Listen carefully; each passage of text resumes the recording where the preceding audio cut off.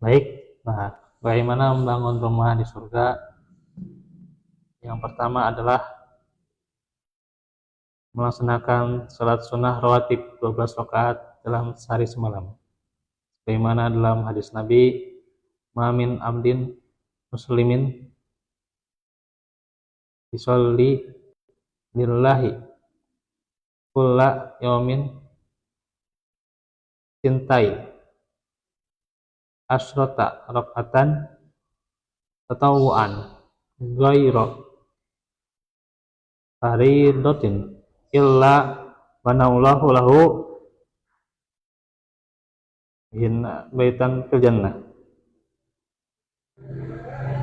Tidaklah seorang hamba yang muslim melakukan salat sunnah karena Allah sebanyak 12 rakaat dalam sehari, kecuali Allah akan membangunkan baginya sebuah rumah di surga. Jadi pilihan yang pertama untuk membangun rumah di surga apa?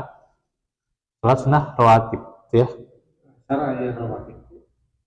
Nah, ini diterangkan sama saya ya. Lewat muslim ya. 12 rakaat yang mana? 4 rakaat sebelum zuhur ya. 4 rakaat sebelum zuhur atau qablanya. 2 rakaat setelah zuhur ya. Badiahnya. Oh, 4 rakaat. Ya, terus 2 rakaat setelah zuhur. 2 rakaat sebelum subuh ya. Sebelum subuh. 2 rakaat setelah maghrib. 2 rakaat setelah isya. Jadi semuanya berapa? 12 ya. Jadi yang tidak ada rawatibnya cuman asar. Ya. Jadi kita harus berupaya melaksanakan sholat sunnah rawatib. Kalaupun misalnya memang berat ya sholat sunnah rawatib tertinggal, ya memang ada juga tuntunan di kodok juga ya. Cuman tidak terlalu dianjurkan ya. Kalau yang namanya di kodok sholat sunnah rawatib, hanya saja kalau sudah tertinggal atau luput ya sudah gitu. Sholat sunnah rawatib. Tapi ya masih banyak kesempatan ya, masih banyak kesempatan untuk ya banyak kesempatan kita untuk membangun rumah di surga. Dan yang hanya di kodok itu ya qabla subuh saja ya. Yang lebih dianjurkan misalnya tertinggal qabla subuh boleh di kodok nanti di waktu menjelang terbit ya matahari, atau karena itu di waktu syuruk dilarang berarti nanti di rumah bisa ya. Ya, kalau misalnya waktu syuruk dilarang, berarti kan menjelang terbitnya berarti kan ya sebelum waktu syuruk tuh ya, menjelang terbit waktu syuruk sebelumnya gitu ya, sebelum waktu syuruk itu bisa kita ya mengkodok salat qabliyah subuh. Terus juga atau di waktu duha boleh saja kita, hanya di waktu duha ya, di waktu duha untuk kodok qabliyah subuh apa pak? Bisa ya bisa ya. Juga waktu mana kita lahornya Ya, itu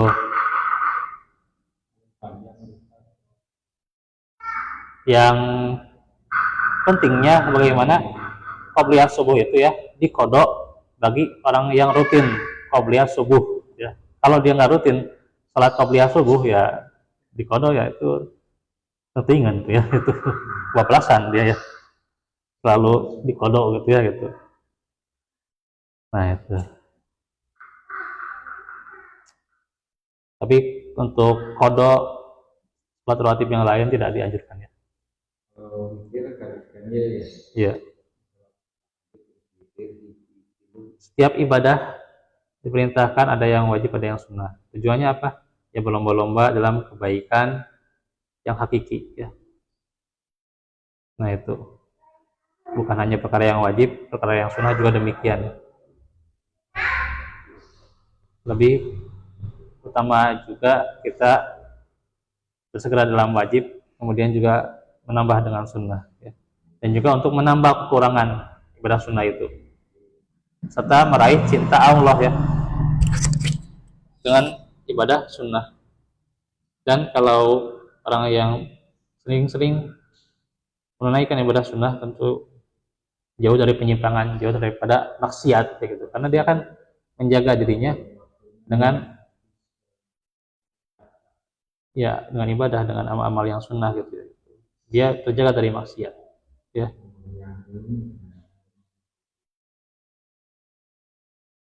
Kemarin juga dibahas ya, yang kedua apa, membangun masjid ya, atau rumah Allah di dunia.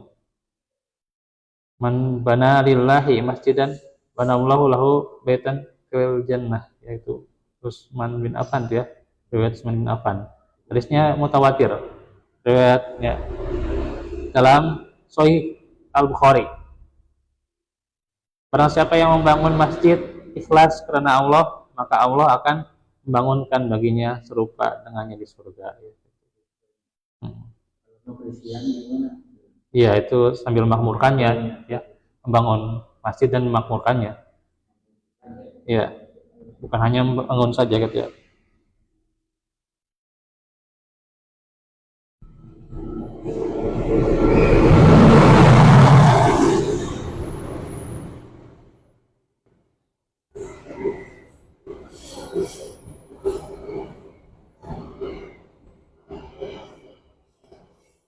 Apakah membangun masjid butuh biaya yang besar? Ya, kalau ingin masjidnya besar ya butuh biaya yang besar. Tapi kalau ingin masjidnya kecil tidak masalah juga gitu ya. Gitu. Karena ada juga hadis tentang bagaimana man bana masjidan lillahi kama hasi qatatin au asgoro banallahu lahu baitan fil jannah.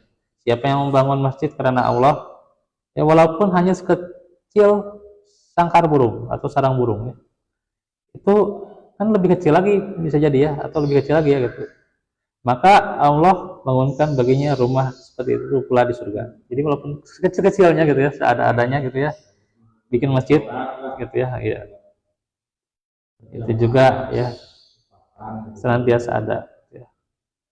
Gitu, bangunkan baginya rumah di surga, dipakai sholat, dipakai untuk ilmu ya gitu. Termasuk juga sebenarnya sholat Jumat juga bisa ya, kalau kita berpegangan bahwa sholat Jumat ya tidak harus 40 ya, tidak harus 40 jumlahnya, enggak ya gitu ya. Sholat Jumat ya, karena kan di sini ya, di Kirson ini gitu ya, ada beberapa masjid yang tidak mendirikan sholat Jumat ya. Karena apa? Ya berpegangan harus 40 orang gitu ya sholat Jumat itu ya. Kalau kurang ya, kalau mereka menganggap pendapannya seperti itu ya nggak bisa gitu. Cuman ya sangat disayangkan karena memang ada beberapa warga di sana yang dekat ya, gitu ya, yang dekat masjid, warga di sana bilang gitu, ini kok kenapa nggak ada jumatan ya, malah jumatan harus di jalan ke sana ke RW, yang masjid RW, masjid Husnul Khotimah ya, saya juga sering ke sana gitu, tapi di masjid yang terdekat nggak ada gitu ya. Itu ya sebenarnya oke lah. Biasa ada Apa ya, kalau sholat biasa mah ada sholat ya, cuman itu jumatan nggak ada gitu. Ada itu daerah itu tuh ada tuh Mutmainnah, terus apa itu musola, musola mah nggak apa-apa sih. Ini daerah ini bukan Sari, masih ada bukan Sari, Suro ya. Itu nggak dipakai jumatan, ada ya. Ya sangat disayangkan gitu ya. Kalaupun ya, kalau di kita sebenarnya tidak harus 40 ya, tidak harus 40 orang ya, walaupun ya cuma terserah, kalau mau pegangan dengan 40 orang silakan ya. Karena ada juga pendapat yang cukup 10 orang, 3 orang ya cukup jumatan juga ya. Ada pendapat yang demikian juga kalau mau pegangan, karena yang namanya berjamaah kan mulai dari 2 kalau berjamaah itu kan, 2 orang berjamaah. Nah kalau jumatan ya emang ada pendapatnya itu dari 3 orang, 10 orang ya, paling itu 40 itu paling besarnya. Nah, saya beberapa baca dari beberapa mazhab demikian sebenarnya itu.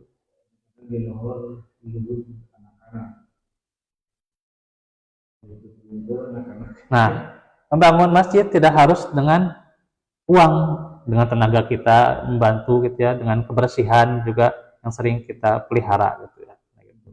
Itu juga senantiasa disebut ya membangun masjid. Nah itu ya, dipelihara kebersihannya, dipelihara kemakmurannya juga ya, dengan berdoa, zikir, taklim, dakwah ya, ibadah apapun tuh ya, syiar Islam ya gitu. Yang juga nantinya bermanfaat masjid itu ya. Nah, ada beberapa faedah bahwa memakmurkan masjid dari sisi fisiknya, diantaranya pembangunan, kebersihan dan kenyamanannya. Juga mendirikan sholat, juga dari sisi ibadah ya. Sisi ibadah mendirikan sholat, ta'lim, membaca Al-Quran, berzikir, berdoa ya. Jangan sampai hanya fisiknya saja masjid itu ya jadi kosong ya. Nggak ada kegiatan kayak itu ya. Kadang masjid gede itu ya, malah nggak azan ya, tidak ada azan sama sekali. Kalaupun azan lama nunggunya gitu ya, insya Allah. Kemana ini para warga itu tidak memakmurkan masjid, malah memakmurkan toko, memakmurkan warungnya sendiri gitu ya, tidak pergi ke masjid. Waliyadzubillah. Jangan sampai masjid itu kosong ya. Ya, apalagi bulan Ramadan nanti ya, disisa kan masjid yang lain kan kadang bagaimana rutinnya gitu ya mereka dengan menghatamkan Al-Quran. Nah kita ya lebih bagus lagi kan dengan adanya kajian kan tuh nambah semangat kita ya. Urusannya Iya, disimak gitu kan iya gitu. Ya dimakmurkan masjid itu ya agar benar-benar bermanfaat. Ya. Oh ada ya pada tarawih. Oh ya, talaki.